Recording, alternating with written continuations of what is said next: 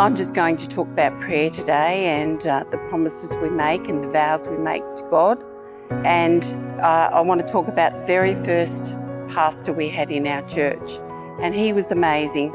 He was such a faithful man and he taught us how to pray. And he was in the Second World War and his ship was bombed. And he told us the story of how he said to God, if you get me out of this, I will serve you for the rest of my life. And he did. And he was a wonderful pastor. And we really missed him when he left, but he was amazing. And he taught us to look into our Bibles and search out things. And we looked at Genesis chapter 28 and verse 20, where Jacob, he just offered God, wrestled with God and offered himself. And he was such an amazing person.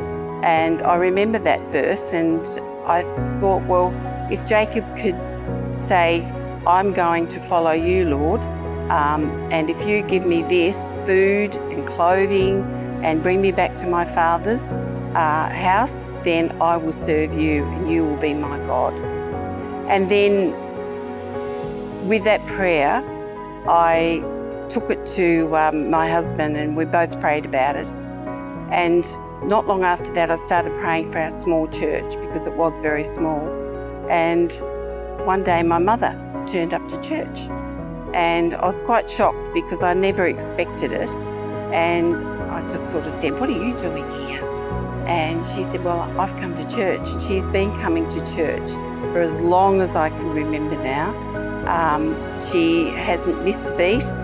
She's very faithful and we continue to pray for her and my dad and the rest of the family. So we're very, very conscious that when we make a vow to God and a promise to God, that He will keep it and He will look after us. So we're thankful, we praise God every day and we are blessed mightily.